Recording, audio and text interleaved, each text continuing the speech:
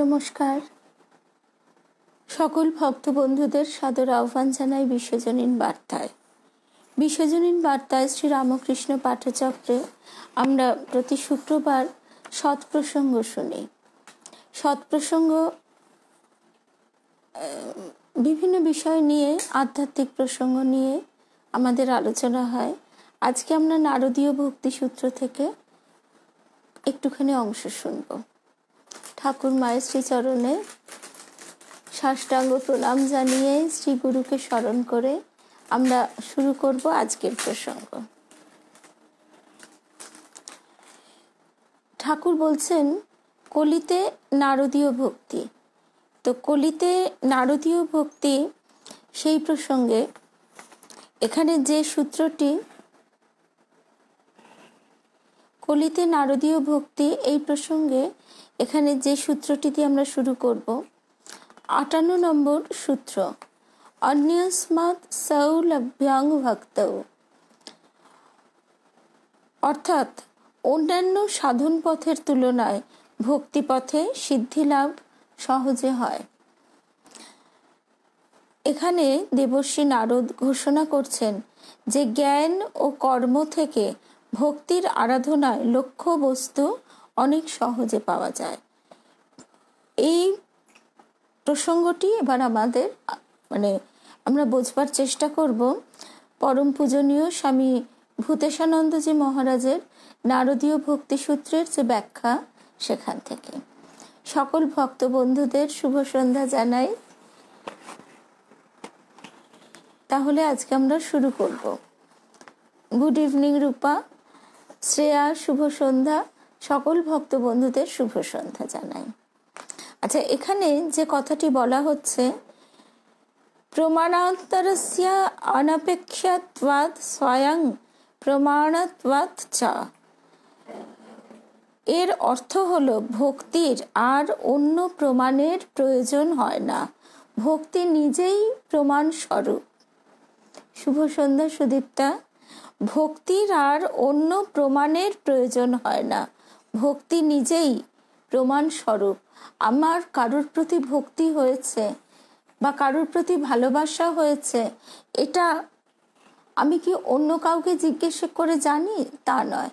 আমি কাউকে, আমার বন্ধুকে ভালোবাসি, এটা আমি নিশ্চয়ই তৃতীয় ব্যক্তিকে জিজ্ঞেস করে জানবো না বা বুঝবো না। সেই জন্য বলা হচ্ছে যে ভক্তির আর অন্য কোনো প্রমাণের প্রয়োজন হয় না, ভক্তি নিজেই প্রমাণ স্বরূপ। অন্যান্য পথ থেকে ভক্তি পথে ভগবানকে সহজেই পাওয়া যায়। ভক্তি অন্য কোনো বিশেষ হেতু বা যুক্তি নিরপেক্ষ। ভক্তি নিজেই নিজের সাক্ষী। ভক্তির উদয় হলে তখন আর ভক্তের মনে এ প্রশ্ন ওঠে না, এ সংশয় জাগে না যে তার এ ভাব ভালোবাসা সত্যি কি ভ্রান্তি।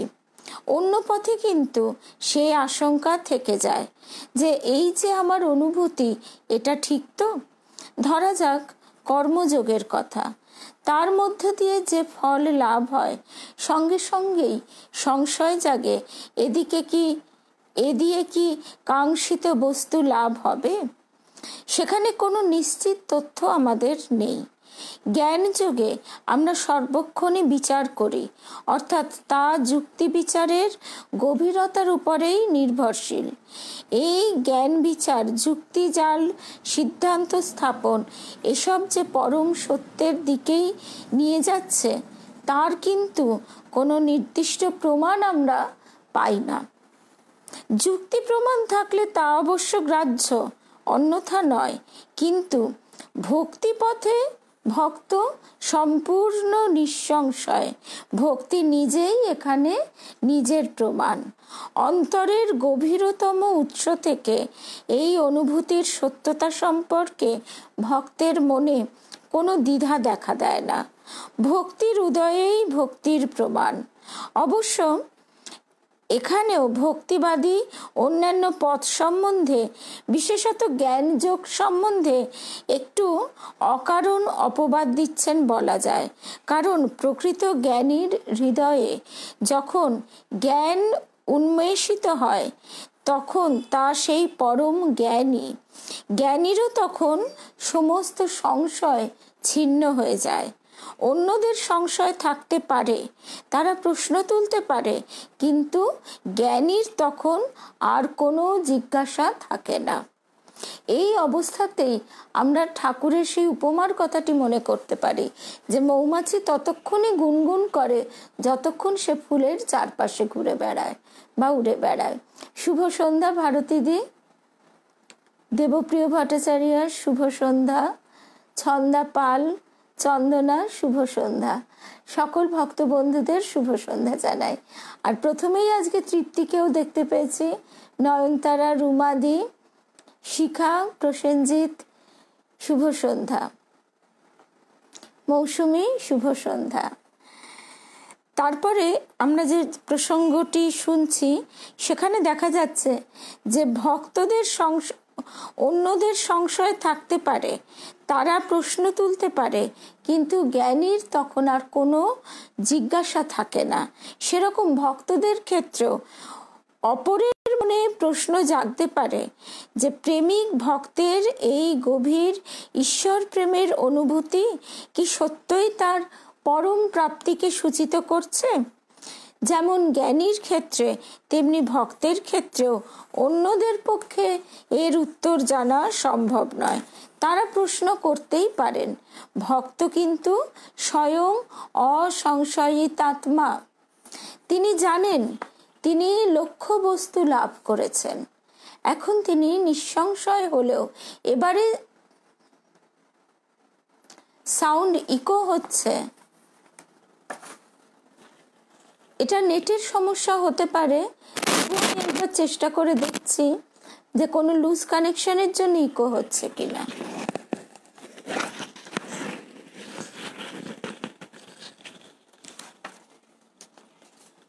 আচ্ছা, এবার একটু প্লিজ বলো যে আর কোনো অসুবিধে থাকছে কিনা। শুভ সন্ধ্যা জয়ন্তী। আচ্ছা, ও সুতপা, ঠিক আছে। তাহলে হয়তো চন্দনা, রুমাদিও বলছে ক্লিয়ার, তার ঠিক আছে সাউন্ড, পূজাও বলছে, মৌসুমী ঠিক আছে। তাহলে হয়তো তোমার ওখানে কোনো রকম নেটের সমস্যার জন্য এটা হচ্ছিল। আচ্ছা, এবারে আমরা যে কথায় ছিলাম সেখানে ফিরে আসি যে এইবারে কিন্তু এই জিজ্ঞাসাটা ঠিক আমাদের মনেই আসে। এতক্ষণ আমরা শুনছিলাম নারদীয় ভক্তিশাস্ত্রের 59 নম্বর শ্লোকে বলা হচ্ছে প্রমাণান্তরস্য অনপেক্ষত্বাৎ স্বয়ং প্রমাণত্বাৎ, অর্থাৎ ভক্তির আর অন্য প্রমাণের প্রয়োজন হয় না। ভক্তি নিজেই প্রমাণ স্বরূপ। অর্থাৎ আমি যদি কাউকে ভালোবাসি, আমি সেটা আবার তৃতীয় ব্যক্তিকে কখনো তো জিজ্ঞেস করি না যে হ্যাঁ গো আমি কি ওকে ভালোবাসি, তোমার কি বোধ হয়। এটা নিতান্ত যে ভালোবাসছে বা যাকে ভালোবাসা হচ্ছে এই দুজনের মধ্যে এক অদ্ভুত অনুভূতি, সেখানে কোনো প্রমাণের অপেক্ষা রাখে না। কিন্তু এইবার যে জিজ্ঞাসাটি এখানে মহারাজজি তুলেছেন, অনেক সময় এই প্রশ্নটি আমাদেরও আসে। এখন তিনি নিঃসংশয় হলেও এ নিশ্চিত বিশ্বাস আত্মপ্রবঞ্চনাও তো হতে পারে। তিনি হয়তো নিজেই বিভ্রান্ত হয়েছেন। এইখানে লক্ষণীয় বিষয় এই যে, শুভ সন্ধ্যা, এখানে লক্ষণীয় বিষয় এই যে একটা ধারণা যদি কোনোদিন কোনো কারণেই ভেঙে না যায় তবে তাকে ভ্রান্তি বলা চলে না।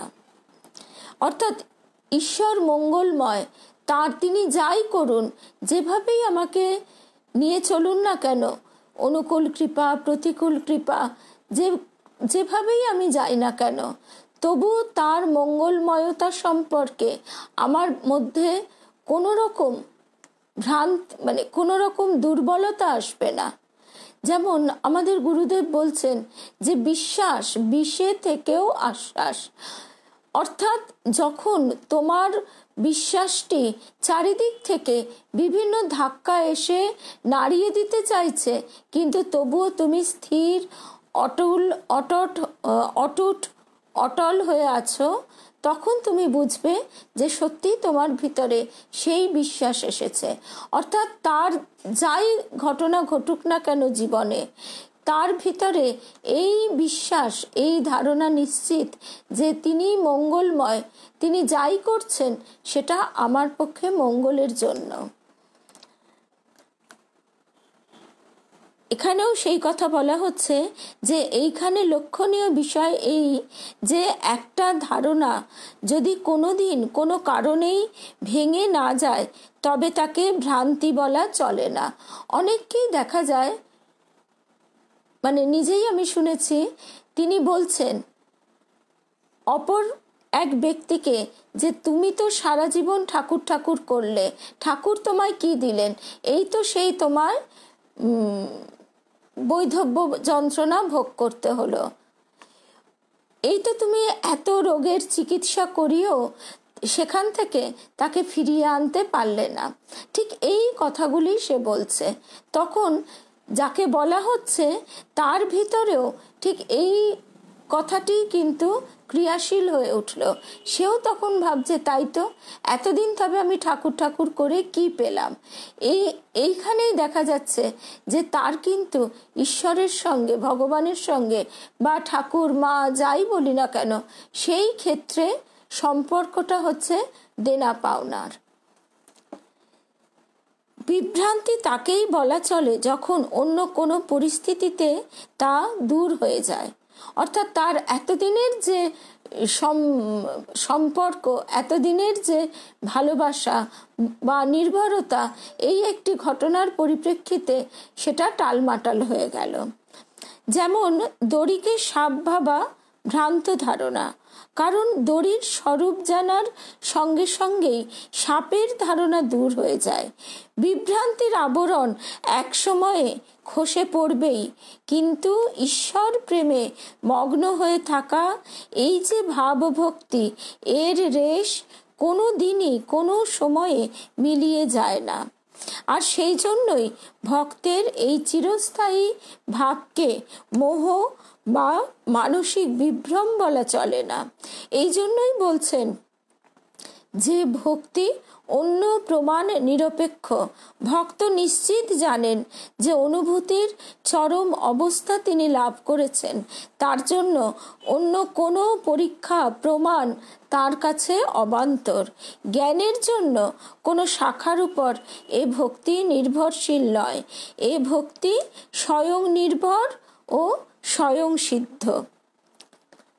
তারপর 60 নম্বর শ্লোকে বলা হচ্ছে শান্তি রূপাত পরমানন্দ রূপাচ্চ, অর্থাৎ ভক্তির পথ শান্তি স্বরূপ এবং আনন্দ স্বরূপ বলে তার সাধন অন্যান্য সাধন থেকে সহজ। অর্থাৎ যে ভক্তি পথের পথিক তার অগ্রগতি হচ্ছে কিনা তার অন্যতম প্রমাণ হিসেবেও এটিকে বলা যায় যে তার ভিতরে শান্তি এবং আনন্দ যুগপৎ বিরাজ করবে। যে কোনো পরিস্থিতিতে তার এই অটল শান্তি এবং আনন্দের ভাবটি নষ্ট হবে না, উত্তরোত্তর বৃদ্ধিপ্রাপ্ত হবে। আগের সূত্রে বলা হচ্ছে যে ভক্তি স্বয়ংই প্রমাণ স্বরূপ বলে তার সাধনে কোনো জটিলতা নেই। আর এখন বলা হচ্ছে ভক্তির সহজসাধ্যতার কারণ যে ভক্তি স্বয়ং শাশ্বত শান্তি ও পরমানন্দ স্বরূপ। এই প্রসঙ্গে এই পরম কথাটি বেশ গুরুত্বপূর্ণ। বলছেন স্বামী ভূতেশানন্দজি মহারাজ তার নারদীয় ভক্তি সূত্র বইটি থেকে আমরা বারবার কথায় শুনছি বা ঠাকুরও বলছেন কলিতে নারদীয় ভক্তি, কলিতে নারদীয় ভক্তি, অর্থাৎ নারদ যে ভক্তি যোগ, নারদ বলতে আমরা সাধারণভাবে যে দেবতার কথা মনে পড়ে যায় আমাদের, তিনি নন, এই যে ঋষি, ইনি যে ভক্তি যোগ শাস্ত্রের কথা বলছেন সেই সূত্রগুলি আমরা শুনছি স্বামী ভূতেশানন্দজি মহারাজের কাছে।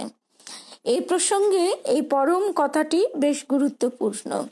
জাগতিক কোনো ব্যাপারে সার্থকতা লাভ করলে জাগতিক কোনো ব্যাপারে সার্থকতা লাভ করলে বা কোনো ইন্দ্রিয় ভোগ্য বিষয়ে তৃপ্তিতে আমরা আনন্দিত হই, কিন্তু সে আনন্দ পরমানন্দ নয়, দীর্ঘস্থায়ী নয়, আনন্দের কণিকা মাত্র। এই যে আমরা আনন্দের জন্য সংসার তৈরি করি, বিবাহ, সন্তান ইত্যাদি, কিন্তু কালক্রমে দেখা যায় যে আনন্দ দিয়ে শুরু হয়েছিল তারপরে কিন্তু সেই আনন্দ আর বজায় থাকছে না, আনন্দের কণিকা মাত্র। ভক্তিতে যে পরমানন্দ, যে অপার শান্তি, তার তুলনায় অন্য কিছুতেই অধিকতর আনন্দ নেই।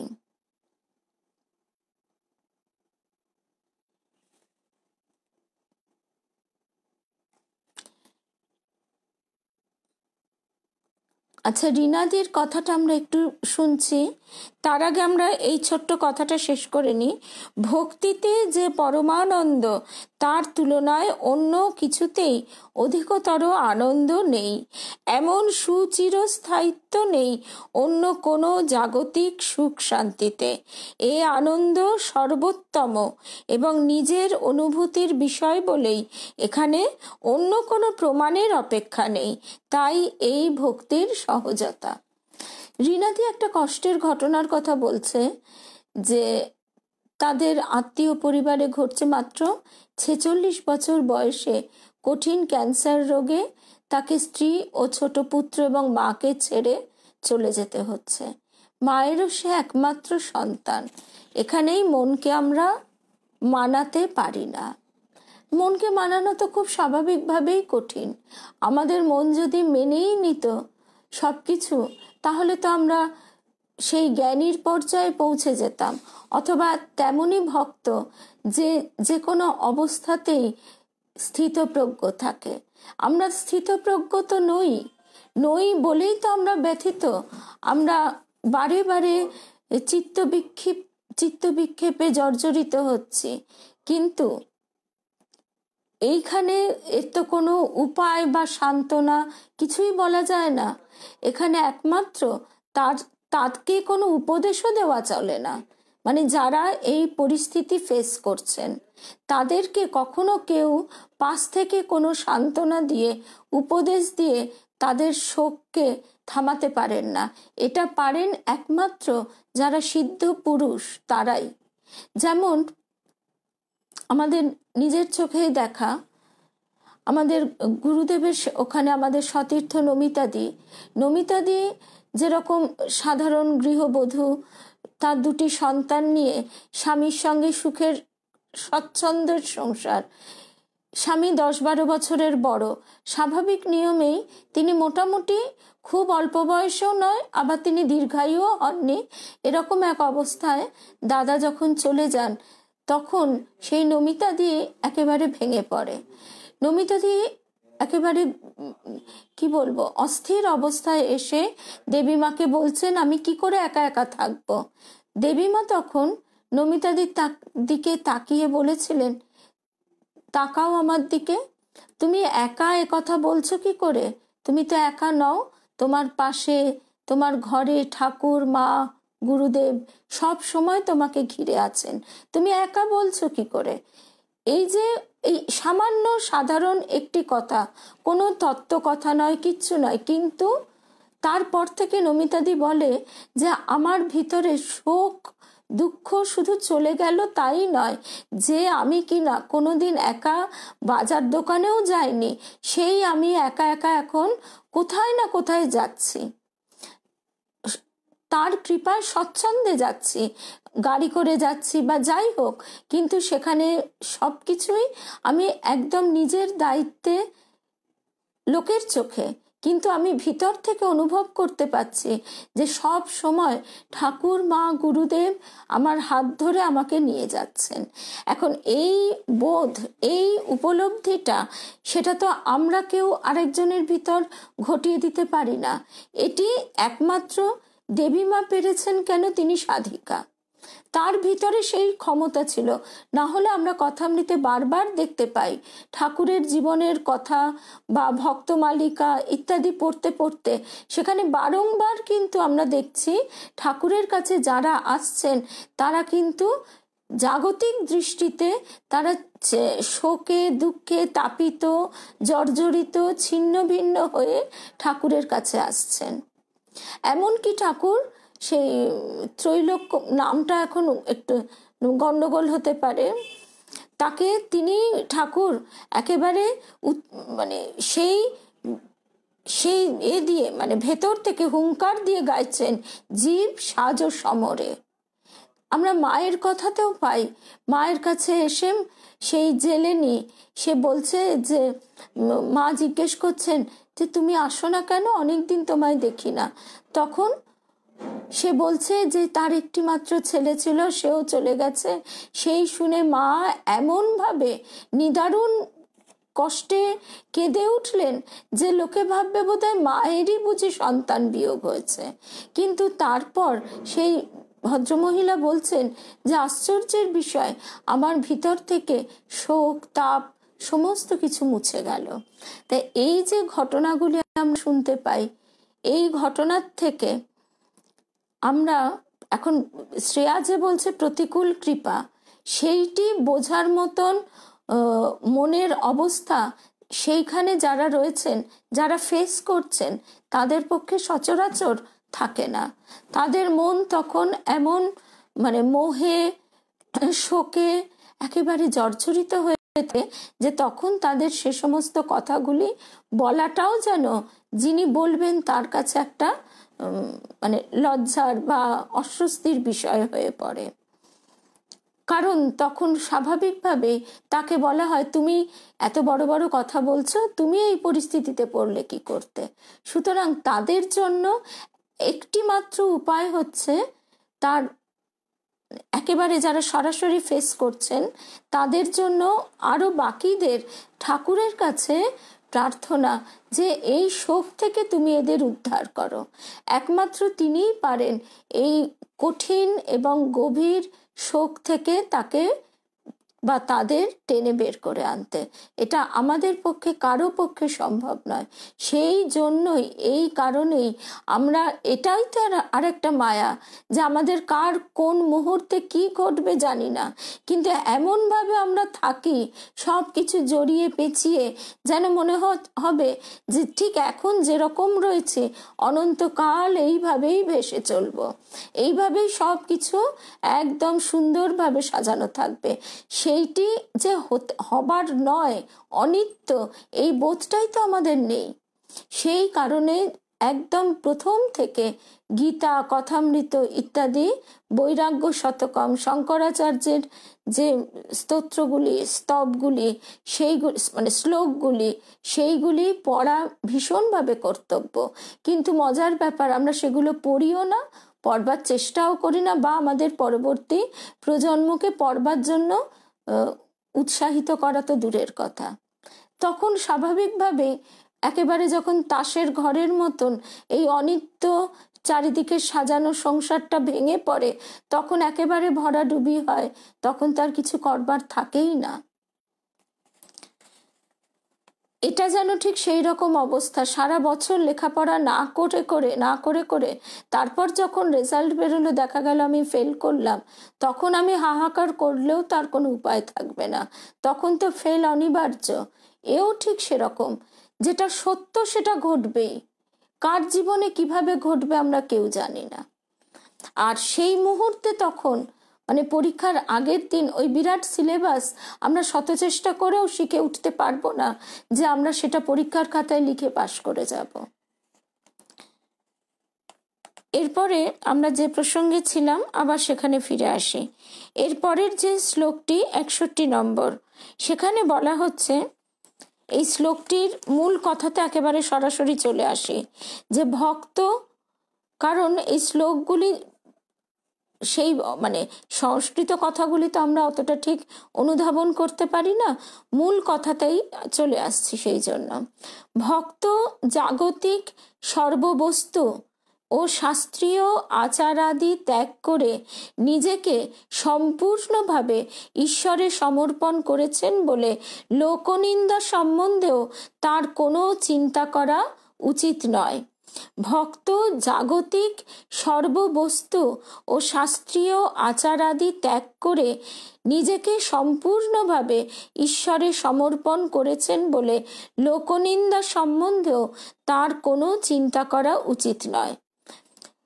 ঈপ্সিত বস্তু লাভ হলো কিনা বা সুখের হানি হলো কিনা এসব বিষয়ে ঈশ্বর ভক্তের কোনো উদ্বেগ থাকা উচিত নয়। তিনি শাস্ত্র নির্দিষ্ট ক্রিয়াকলাপ ত্যাগ করেছেন, সুতরাং তজ্জনিত যে সুখ ভোগ তা তার থাকবে না, এই ভাবনায় যেন তিনি বিন্দুমাত্র আশঙ্কিত না হন। কেননা তিনি যে নিজেকে ভগবত চরণে সমর্পণ করেছেন, ত্যাগ করেছেন সুখৈষণা লোকৈষণা। বৈদিক যাগযজ্ঞে স্বর্গসুখ বা অন্য কোনো পারত্রিক সুখ সম্ভব, কিন্তু সে সুখে তার প্রয়োজনই নেই, কেননা তিনি তো ঈশ্বরে সমর্পিত প্রাণ। এ বিষয়ে আরো একটি বিশেষ দিক হলো যে বৈধ অনুষ্ঠানাদি পালন না করার জন্য লোকে তার সম্বন্ধে যে অভিমতি পোষণ করুক না কেন, তাতে এই তদ্গত প্রাণ ভক্তের যে কোনো চিত্তবিক্ষেপ ঘটার অবকাশ নেই, কারণ লোকনিন্দায় তার কিছু যায় আসে না। যেহেতু ঈশ্বরে তিনি সর্বস্ব উৎসর্গ করেছেন, তাই লোকনিন্দার এবং বৈদিক বিধিনিষেধ লঙ্ঘনের সর্বপ্রকার ভয় থেকে তিনি সম্পূর্ণ মুক্ত থাকবেন। কিন্তু এখানে যেন ওই বারবার আমরা যে কথাটা, শুভ সন্ধ্যা শুক্লা, যে কথাটা আমরা অনেক সময় অর্থ বোধ করতে পারি না, ওই ভাবের ঘরে চুরি যেন না হয়, যে আমরা সেখানে মানে ওই যে আমি ভক্ত বলে আমি এমনই কিছু কিছু কাজকর্ম করছি যা কিনা বিধিনিষেধ তো মানছেই না, আবার সেইভাবে সেটা আবার লোকের কাছে আমি প্রকাশ করে এমনভাবে বলছি যে লোকের কাছে যেন আমি নিজেকে একজন বড় ভক্ত প্রতিপন্ন করতে চাইছি এবং সেইটি চাইবার জন্যই আমি সেই কাজটা করছি, তা যেন না হয়। যেমন গোপালের মা এত নিষ্ঠাবতী ছিলেন। গোপালের মায়ের কথা এখানে এই বইটাতে একটু আলোচনাটা আছে, বইটা থেকেই বলছি। শ্রাবণী যে প্রেমানন্দজি মহারাজের বইটা দিয়েছেন, এই যে সেখানে ঠিক এই কথাটাই আছে। পবিত্র জীবন গঠন করতে হলে আচার চাই, নিষ্ঠা চাই। চারা গাছে বেড়া দিতে হয়, না হলে গরু ছাগলে খেয়ে যেতে পারে। আমি চিরকাল মদ্য মাংস নিয়ে জীবনটাকে একেবারে ভোগবিলাসের মধ্যে গড়িয়ে দিয়েছি। তারপর হঠাৎ আজ থেকে আমার মনে হলো যে আমি ভক্ত হয়ে গেলাম, সুতরাং আমার কোনো আচার বিচার কিছুই নেই। আমি লোকের কাছে সেটা সেইভাবে প্রতিপন্ন করছি, এমনকি নিজের কাছেও সেইটি প্রতিপন্ন করছি। সেই ভাবের ঘরে চুরি যেন না হয়, এই কথাটি এখানে বাবুরাম মহারাজ বলছেন। এবং সেই পবিত্র জীবন গঠন করবার আগে ঠাকুরের কথামৃততেও কথাটি আছে যে চারা থাকতে থাকতে তাকে বেড়া দিয়ে উপযুক্ত মোটা গুঁড়ির অবস্থায় নিয়ে যেতে হয়। পবিত্র জীবন গঠন করতে হলে আচার চাই, নিষ্ঠা চাই। চারা গাছে বেড়া দিতে হয়, না হলে গরু ছাগলে খেয়ে যেতে পারে। আচার নিষ্ঠা সেই বেড়া। গোপালের মার কি নিষ্ঠা! উনি বাল বিধবা ছিলেন। গোপাল গোপাল বলতেই চোখ দিয়ে জল বেরোতো।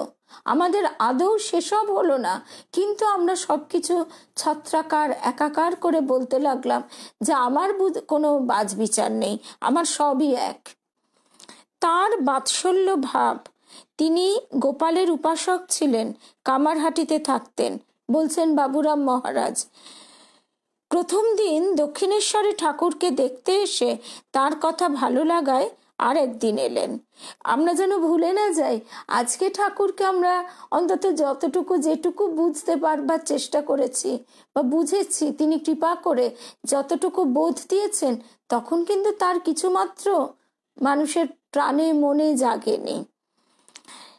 লোকে ওই লোকমুখে শুনে শুনে দক্ষিণেশ্বরে এক পাগলা বামুন আছেন, কালীর মন্দিরে কালী দর্শনও হলো, আর ওই সাধু দর্শন করে যদি দু চারটি কথা হলো কি গান হলো, এই করতেই কিন্তু বেশিরভাগ সময় মানুষ আসতেন। প্রথম দিন দক্ষিণেশ্বরে ঠাকুরকে দেখতে এসে তার কথা ভালো লাগায় আরেক দিন এলেন। ঠাকুর মা কালীর প্রসাদ দিতে চাইলেন, খেলেন না। কৈবর্তের অন্ন কিনা, পঞ্চবটিতে সপাক রান্না করছেন, এমন সময় ঠাকুর গিয়ে সেগুলি ছুঁয়ে দিলেন। তিনি আর সেই অন্ন খেলেন না। কারো ছোঁয়া তো খেতেনই না, এমনকি ঠাকুর ছুঁলেন তাও খেলেন না, সে সব গঙ্গা জলে বিসর্জন দিলেন। এমনই নিষ্ঠাবতী ছিলেন। কিন্তু সেই গোপালের মাকে পরে দেখেছি ঠাকুরের আমিষ পাতে খেতেও কোনো দ্বিধা করেননি। অর্থাৎ কতখানি পরপর স্টেজগুলি পার হয়ে তবে সেই একাকার ভাবটি এসেছে।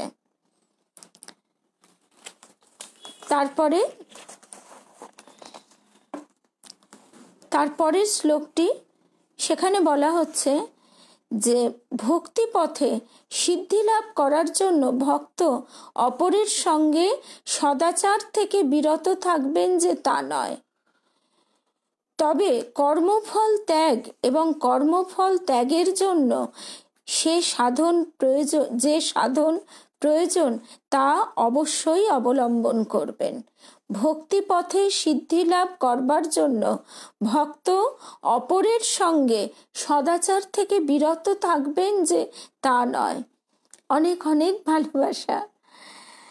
তবে কর্মফল ত্যাগ এবং কর্মফল ত্যাগের জন্য যে সাধন প্রয়োজন তা অবশ্যই অবলম্বন করবেন।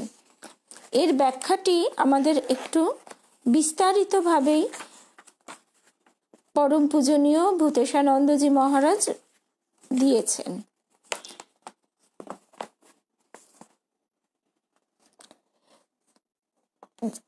এখানে বলা হচ্ছে যে ভক্তের লোকাপেক্ষা বা শাস্ত্রাপেক্ষা থাকবে না।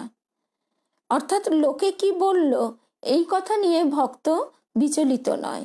কিন্তু এইবারেই সেই ব্যাখ্যাটি, যে কিন্তু প্রশ্ন হচ্ছে তবে কি তিনি যথেচ্ছাচার করতে পারেন নিজের খেয়াল খুশি মতো চলতে? কেমন হবে তার আচরণ? সেই কথাটি এইবার আমরা ব্যাখ্যায় শুনব। বলা হচ্ছে ভক্তিপথে সিদ্ধির জন্য লৌকিক যথাযথ ব্যবহার পরিহার করার প্রয়োজন নেই। যা প্রয়োজন তা হচ্ছে সমস্ত কর্মই ঈশ্বরের সমর্পণ। যা প্রয়োজন তা হচ্ছে সমস্ত কর্মই ঈশ্বরের সমর্পণ। অর্থাৎ আমি করছি, এই বুদ্ধিটা যতক্ষণ আমাদের মধ্যে থাকবে ততক্ষণ আমাদের কাজকর্ম চিন্তা ভাবনা একরকম হবে। কিন্তু যে মুহূর্তে সম্পূর্ণভাবে একেবারে অন্তরের অন্তঃস্থলে তার যন্ত্রস্বরূপ হিসেবে আমি এই কাজটি করছি বা আমাকে দিয়ে কাজটি করানো হচ্ছে, এই বোধটি আসবে, তখন কিন্তু ভিতরের অনুভব উপলব্ধি সম্পূর্ণ বদলে যাবে। সর্বপ্রথম যা ত্যাগ করতে হবে তা হলো ফলাকাঙ্ক্ষা। আমরা অনেক সময় অনেক সেবা কাজ করে ভাবি কি একটা দারুণ সেবা কাজ করে ফেললাম। একেবারে নিষ্ক্রিয় হয়ে বসে থাকা কোনো ব্যক্তির পক্ষেই সম্ভব নয়।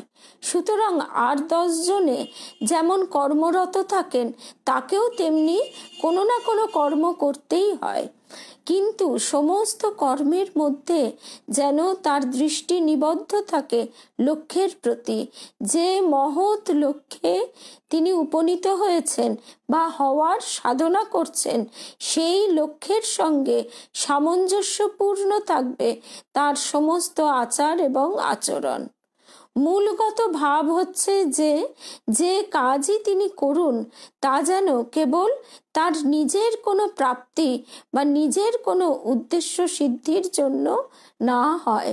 নিজের প্রাপ্তি বলতে আমাদের অন্তরের অন্তঃস্থলে কিছু একটা থাকে, লোকমান্য, বা লোকে আমায় ভালোবাসবে, লোকে আমায় ভালো বলবে, এই যে একটা আকাঙ্ক্ষা, সেটাও কিন্তু একটা কামনা।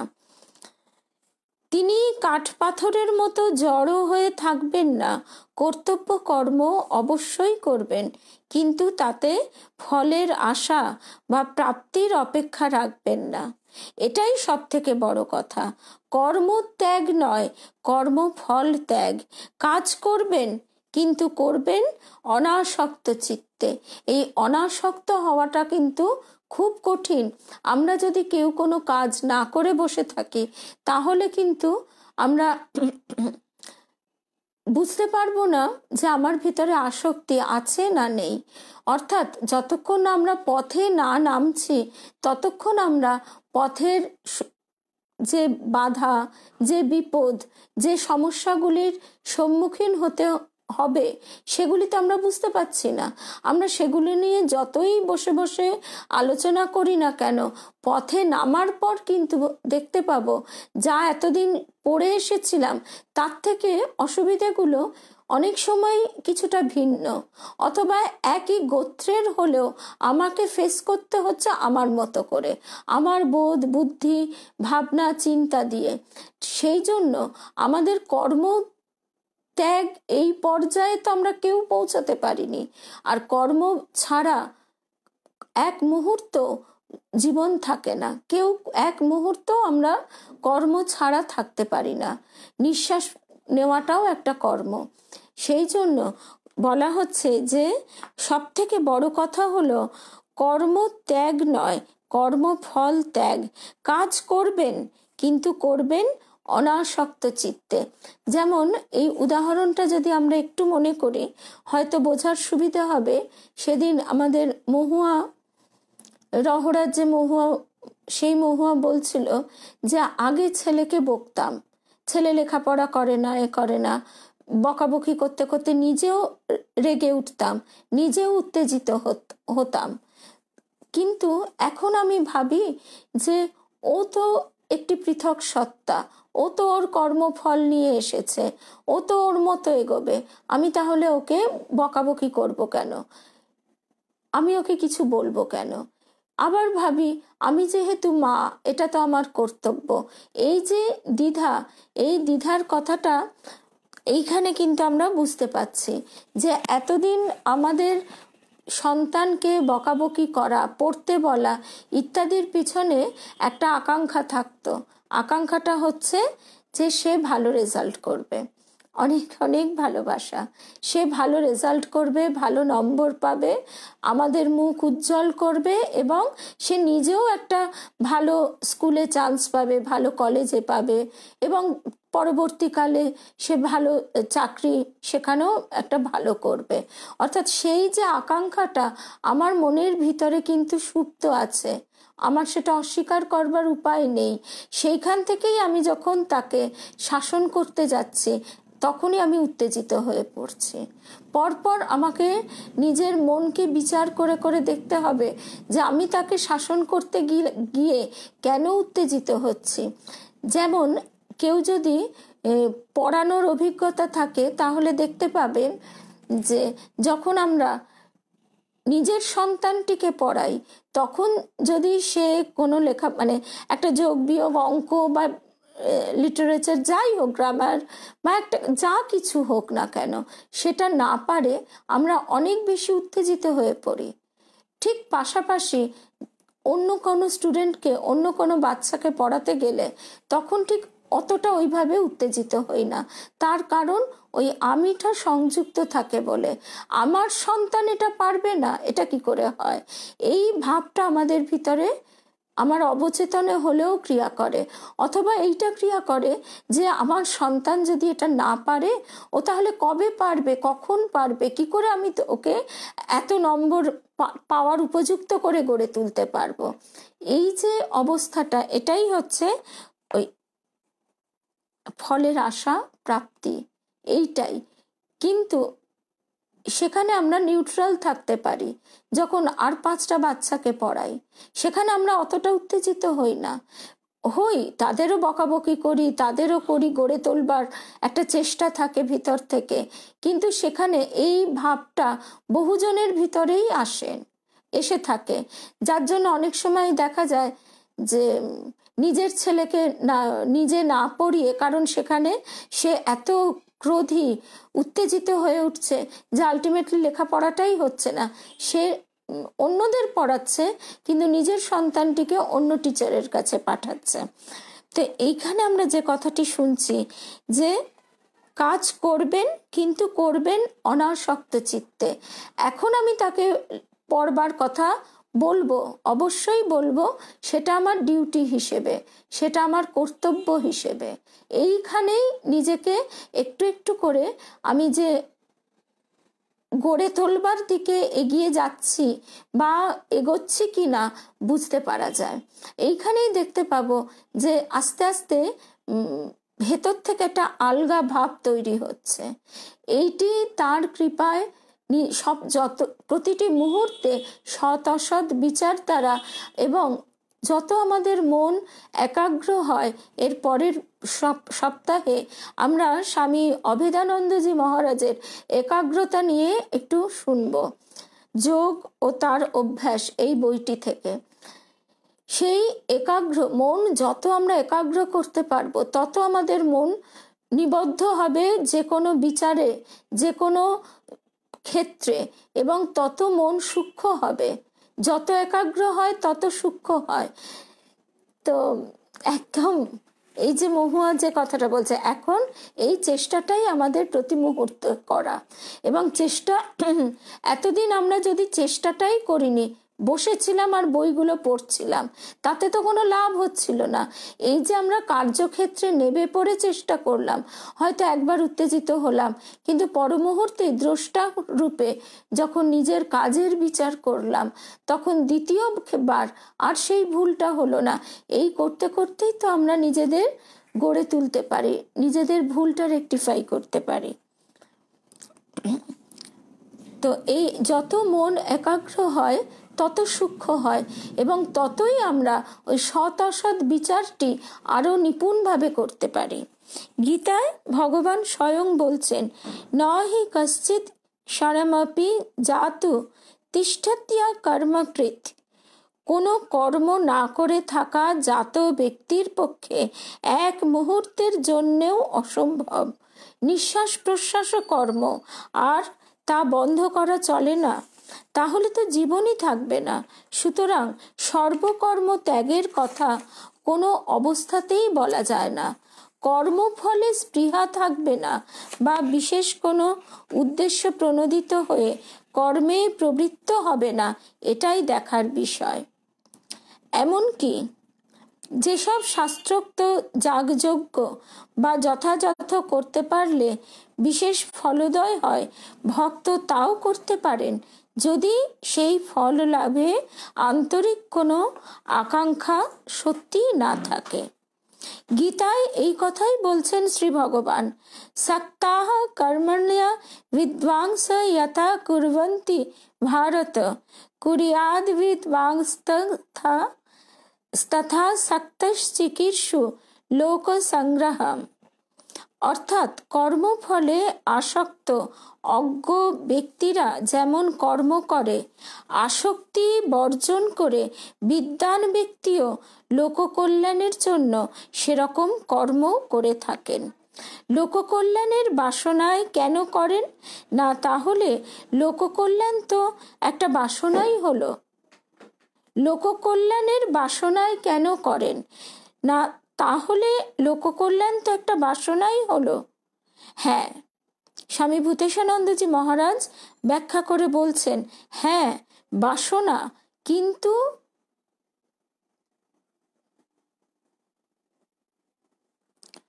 বাবা তৃপ্তি, আমি না এই এত কঠিন কঠিন কথা জানি না গো। আত্মায় আত্মরমণ, এসব কথার আমি অর্থ সত্যিই জানি না। আর আমার জ্ঞান গম্যি অতিরিক্ত কম, এই বইয়ে যা লেখা আছে তার বেশি বুঝি না। এই যেমন কালকে আমার খুব এটা মজা হয়েছে, আমাদের এক ভক্ত বন্ধু কালকে যখন আমরা আমাদের কৃষ্ণের ছোটবেলার বাল্যলীলা শুনছিলাম, আমাদের এক ভক্ত বন্ধু তখন গীতা শুনছিল। কিন্তু আমাকে যদি কেউ বলে যে তুমি এখন গীতা শুনবে না কৃষ্ণের বাল্যলীলা শুনবে, বাল্যলীলা শুনতেই বেশি মজা হবে। ওই যে যশোদার কাছে কেমন বকুনি খেয়ে ঠোঁট ফুলিয়ে মায়ের সঙ্গে আবার সুনিপুণ বাকচাতুর্যের সঙ্গে কথা বলছে, এইটি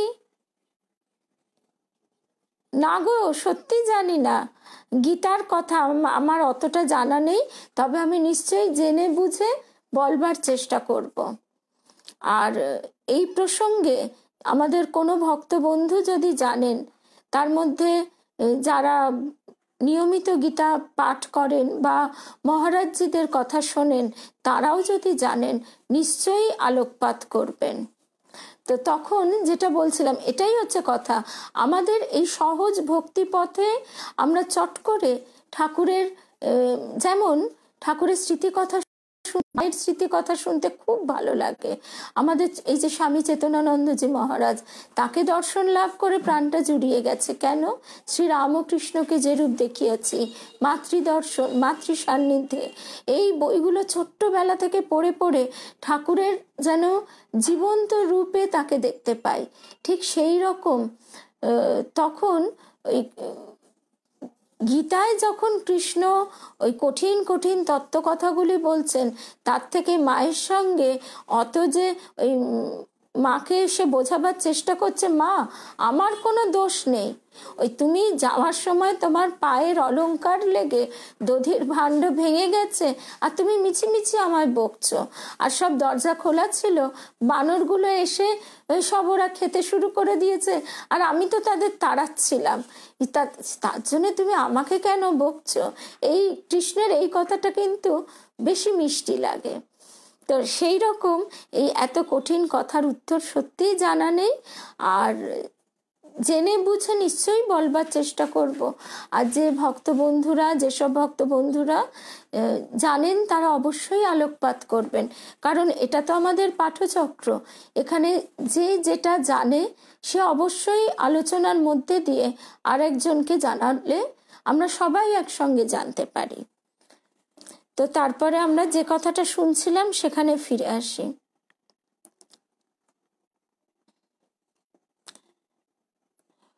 এই যে শ্লোকটির অর্থ যেটা, হ্যাঁ, কথামৃত কথা আমরা খুব তাড়াতাড়ি বুঝতে পারি, এ বিষয়ে কোনো সন্দেহ নেই।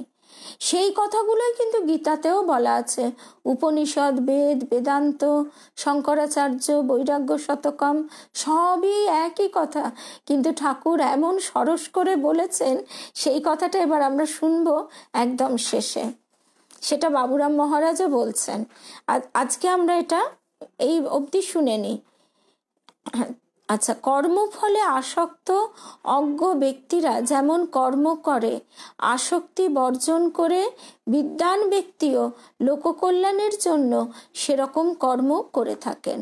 লোককল্যাণের বাসনায় কেন করেন না? তাহলে লোককল্যাণ তো একটা বাসনাই হলো নাকি? হ্যাঁ, বাসনা, কিন্তু তা নিঃস্বার্থ, এটাই প্রভেদ।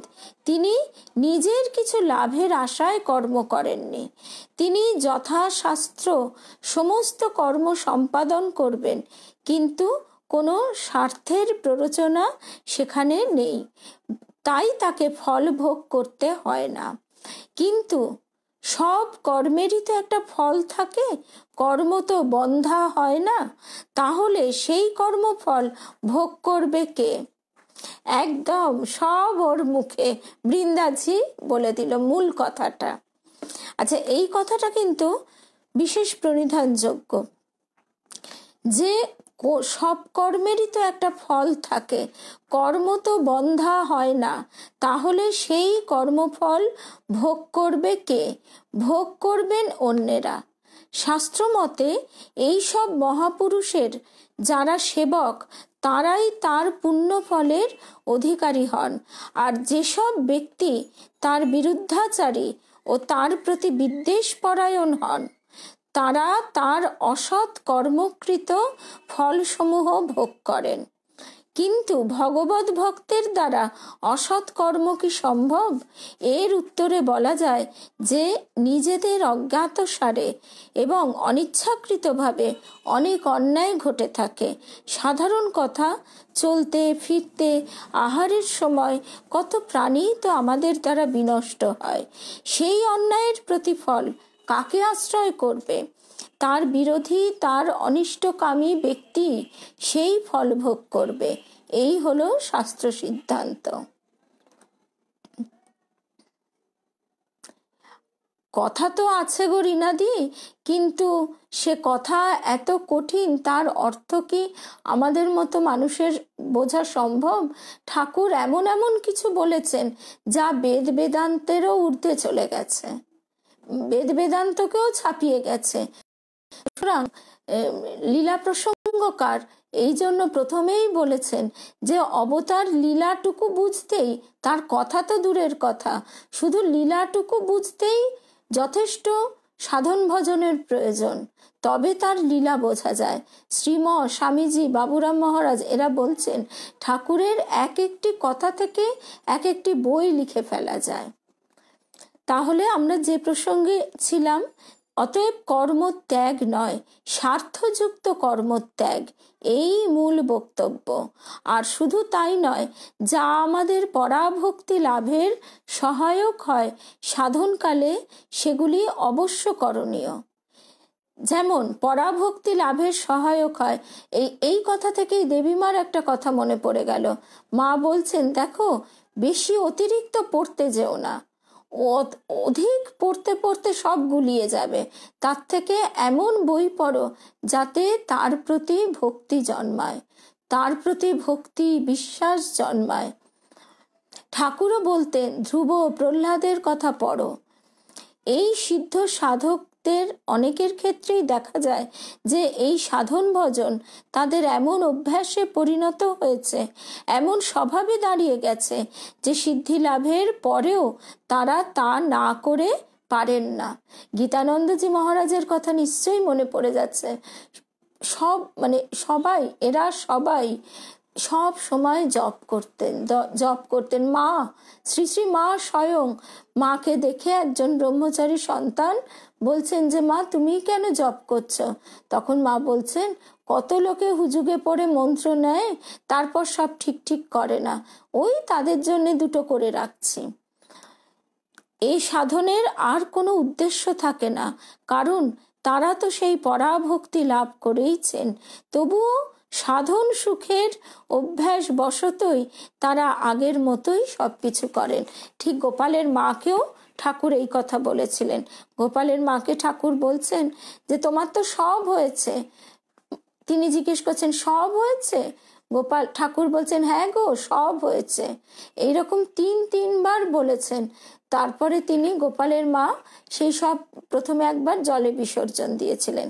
তারপর গোপালের মা ভাবলেন যে কি করি, কিছু নিয়ে তো থাকতে হয়, তাই তিনি আবার মালা নিয়েছিলেন। এই যে এখানে বাবুরাম মহারাজের এই কথাটা, এই যে ঠাকুরের অদ্ভুত শিক্ষা কৌশল। আমরা ঠাকুরকে জানি, তাকে মানি। বাবুরাম মহারাজ বলছেন তিনি আমাদের পিতা, মাতা, সখা, আমাদের প্রাণ, আমাদের সর্বস্ব। ঠাকুর ছাড়া আর আমাদের নিজস্ব কিছুই নেই। আমরা ঠাকুরের, ঠাকুর আমাদের। আমরা মায়ের, মা আমাদের। আমরা প্রথম অত ধর্মকর্ম কি বুঝতাম? স্বয়ং বাবুরাম মহারাজ বলছেন আমরা প্রথম অবতারের পার্ষদ, তারা যদি এ কথা বলেন আমরা এইসব কঠিন কথা কি করে বুঝবো? আমরা প্রথম অত ধর্মকর্ম কি বুঝতাম? পিতামাতার চেয়েও তার আন্তরিক স্নেহ ভালোবাসার টানে দক্ষিণেশ্বরে যেতাম। পিতামাতার ভালোবাসাতেও স্বার্থ মিশ্রিত থাকে, তোমাকে ভালো রেজাল্ট করতে হবে। অনেকেই আবার এই শিক্ষা দিয়ে থাকেন, তুমি এত নম্বর পাও, তোমাকে আমি রেস্টুরেন্টে খাইয়ে আনবো। অর্থাৎ সেই পাটোয়ারি বুদ্ধি ছোট্ট থেকে তার ভিতরে ঢুকিয়ে দেওয়া হচ্ছে। তোমাকে আমি যদি কিছু দিতে চাই, কোনো কিছু পরিপ্রেক্ষিতে দেব কেন? এমনি তোমাকে আমি উৎসাহিত করব যে তুমি তোমার কর্তব্য করো, বা ভালো নম্বর পেলে পরবর্তীকালে তোমার জীবন অনেকটা সহজ হবে, সেই জন্য তুমি লেখাপড়া করো। তা নয় তুমি এটা করলে আমি তোমায় এটা দেব।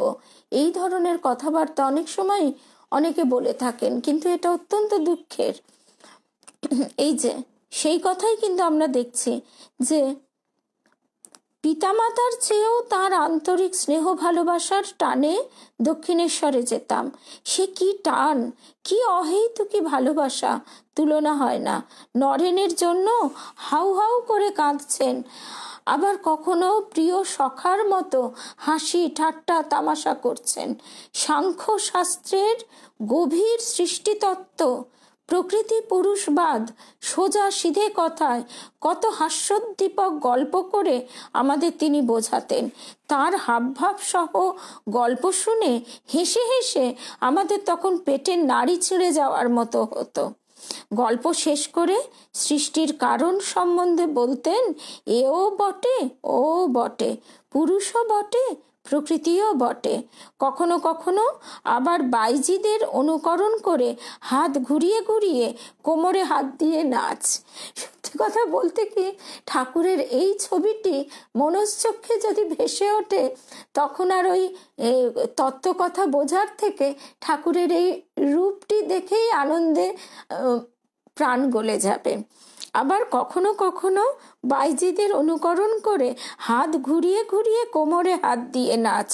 আবার কখনো ধর্মের জটিল তত্ত্ব যা বুঝতে কত ভাষ্য, তার আবার টিকা তস্য টিকা পড়েও পণ্ডিতদের মাথা গুলিয়ে যায়, ঠাকুর হাসি ঠাট্টা করতে করতে সে সকল ধর্মতত্ত্ব সোজা কথায় মীমাংসা করে বুঝিয়ে দিতেন। তার অদ্ভুত শিক্ষা কৌশল আমাদের হৃদয়ে চিরকালের জন্য একটা গভীর ছাপ দিয়ে গিয়েছে। উচ্চ উচ্চ ধর্মতত্ত্ব সরস করে বলাই ছিল ঠাকুরের শিক্ষার নিপুণতা।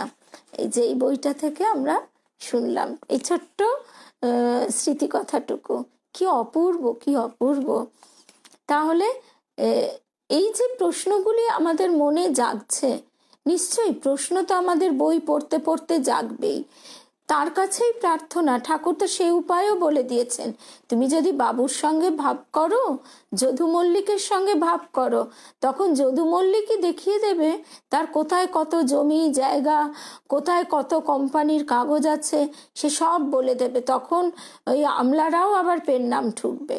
তো সেই রকম মনের যে জিজ্ঞাসা, যে প্রশ্ন, সে তার কাছেই আমরা করলে তিনি সময় হলে, আমরা উপযুক্ত হলে কৃপা করে বুঝিয়ে দেবেন। এই যে আমরা ভাব সমাধি কথাটা শুনি, ভাব সমাধি বলতেই বা কি বোঝায়? কেউ যদি কোনোদিন না দেখে থাকে, তার পক্ষে এটা বোঝা অসম্ভব। এই যে তার কথায় রোমাঞ্চ হচ্ছে, তার কথায় গায়ে সেদ, এই ঘটনাগুলো যদি কারোর কোনোদিন একবারের জন্য চোখে না দেখা থাকে, তাহলে কিন্তু সে বুঝতেই পারবে না। তো সুতরাং এই ঠাকুরের কাছেই আমাদের প্রার্থনা, তিনি উপযুক্ত করে গড়ে নিয়ে আমাদের যা জিজ্ঞাসা, সব জিজ্ঞাসার মীমাংসা করে দেবেন। একদম সেই পরমানন্দের মধ্যেই সব পরম সত্য। জয় রামকৃষ্ণ। তাহলে আজকে এই অবধি। জয় রামকৃষ্ণ, জয় রাম।